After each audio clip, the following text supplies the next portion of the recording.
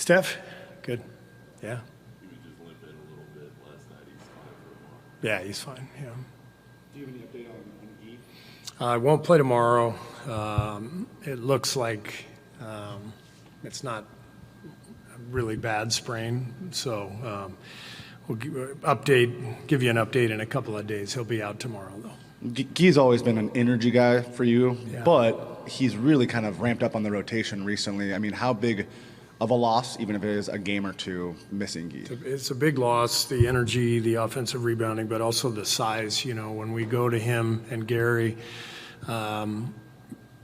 we're generally, playing him at the 4 next to Draymond at the 5. He's a rebounder, especially on the offensive side, a great screener, but the size that he brings will be missed. And so, we've got to consider whether we're going to play either, smaller with some of our guard options, or play 2 bigs, maybe Quentin and Al together, slide Moses over to the 4 a little bit. So those are all options without Gui. Steve, you talked a lot about the importance of having practice time and practice in general. I guess how have you seen the team benefit during the conflict with having more practice time? How have you seen that benefit? Well, like today, we didn't practice, but we walked through a bunch of stuff and had a great film session. And so we're sharper for sure for what we just did over 20 minutes. It may not seem like much, but it matters. You just clean up little details. They go into the game tomorrow a little sharper with our execution, hopefully, given the film and the walkthrough. When you're on the road and you're traveling, you don't have those moments as often, and it's harder to maintain that sharpness. What jumped out on film from yesterday? Well, after the first kind of 6 minutes, a really, really well-played game. I thought the Knicks played great, made a lot of shots, brought a lot of energy, really kicked our butts for the first 6 minutes, and then we kicked it into gear. And good spacing, really good offensive night for us, took care of the ball, had a lot of possessions where, because of our spacing being solid, we were able to change sides of the floor and get good open looks. And I like the defensive activity and energy, like I said, after those first 6 minutes. Yeah, 20-plus threes in back-to-back games. Just what are you liking about your process right now offensively? Taking care of the ball, spacing, running the floor, early screen and rolls, step ups at half court. All those things generate defensive rotations. And when defenses are rotating and you have spacing, corners filled, it just makes it really hard to guard. What do you like about the Steph-Jimmy two-man game? Just the different variants of that? Everything, yeah. I mean, they're both obviously so smart and so skilled. And so, you put them in a pick and roll. There's a lot of options, and, most of them are really good. When they run pick and roll, how hard is it for a defense to send 2 to Steph? Yeah, I mean, and that's the conundrum. And, Jimmy's a good screener. He slips well. He had one last night where he got a layup, first half, where he just ran out, didn't even set a screen, but kind of slipped out of a screen. Steph hit him. He got a layup. And so, yeah, those 2 guys together, pretty powerful. How valuable can a night like last night be for Moses Moody, even just mentally?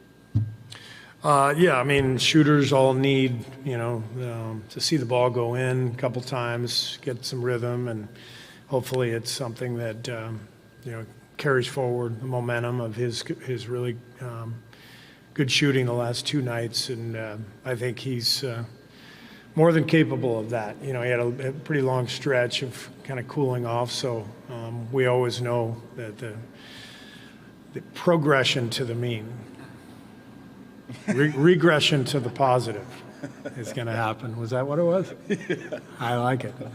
I'm going to stay with it. Positive regression. Brandon had that corner three last night, the little gather. crazy, yeah. You guys seem to like that. I was going to ask about just the footwork there and what stood out. That was Steph-like, that shot. I mean, that's a brutally difficult shot, but he shot it with confidence and made another turnaround right after that. Brandon was in a great rhythm last night, and he's playing with a lot of confidence right now. He was emphasizing, trying to be a four-level scorer. I mean, you saw him, the downhill attack, the mid-range, the three like that. Where have you seen kind of the variance in his scoring outburst also? What's the fourth level? Free throws or 3 levels? He said four. Four. Yeah, I've always heard three-level scorer. I'm assuming free throws. I'm assuming free throws. I didn't know there was a fourth Half-court level. heaves. Half-court heave. Yeah, I mean, I think that's the balance with Brandon. He wants to be great, and we want him to be great at the things he's great at, and I think when he gets in trouble is when he's over dribbling and pick and roll, and shooting contested twos, foul line jumpers, that sort of thing. The more he can avoid that, get off the ball, and then get it back, attack closeouts, shoot open threes, that's when he's at his best. But he can get to the rim. You saw it last night. He's a really clever ball handler and attacker. But he's at his best when he's doing what he did last night, where he's not dominating the ball in pick and roll. He's getting off of it and then attacking at appropriate times and taking high percentage shots. The corner one was not high percentage, but he had to do it because it was late clock. Kind of moving topics just for a second. Sacred Heart and St. Ignatius are playing today here at Chase Center. Sacred Heart and St. Ignatius, yeah. Two storied high schools here in San Francisco. Talking about high school athletes, and they always talk about how exciting it is to play on an NBA court. I was wondering, did you ever when you were in high school, did you ever play on an NBA court? And if you did, do you have any favorite memories? Man, I would have loved to have played at the Forum, but never did. Never got to play there or Poly Pavilion. I did play at Dodger Stadium 2 years in a row in the city championship games. That was a thrill of a lifetime. But yeah, I love that we provide Chase for not only the high school games, but sometimes the little league halftime stuff when the young kids come out. What a thrill for them to be on the court at Chase. I've got another off-topic one too. Do you ever miss wearing suits during games? No. My wife wishes we still wore suits. She's not a fan of the quarter zips, but I don't miss them at all. What's the difference in coaching in a suit and in the quarter zip? Packing. Yeah, it's just, you go on a 10-day road trip, not having to bring 3 suits, or 2 suits and 5 shirts and 5 ties. It makes packing way easier. It's, you've probably noticed we just go back and forth, blue, black. We have 2 outfits. We're all going to burn them at the end of the season, I'm sure. But when you pack for that long road trip and you just throw the 2 pairs of pants and the 2 quarter zips, it's kind of nice. We're not going to talk about that. We lost both years. First year, we lost 13-0, and the other pitcher was Brett Saberhagen, and he threw a no-hitter, and we committed 7 errors. Besides that, the game went really, really well. We felt better 2 years later when he was the MVP of the World Series, maybe 3 years later, yeah. Felt better. You've obviously gotten a chance to, you played against him, but you've gotten a chance to know Dell, I'm sure, over the course of the last 2 decades, a little more. What did it mean to you when you heard the news that the Hornets were retiring his jersey? Yeah, it's great news. I mean, I'm really happy for Dell. The Hornets at that time were really a team that had a brand new fan base. It was an expansion team, I want to say in '89 or so. I don't know exactly the year. But they had continuity. They sold out every game. But you knew when you played the Hornets, you were going to see Dell and Larry Johnson and Alonzo Mourning. They just, Muggsy, like that team had an identity, and they stayed together for years, and they beat a lot of teams. They were a really good team. But you knew who you were going against when you played the Hornets, and Dell was a huge part of that. And I always like seeing when teams retire the numbers of players who were hugely impactful to their franchise, who maybe aren't Hall of Famers, but obviously great players. The Spurs have retired, Avery Johnson's number, Bruce Bowen.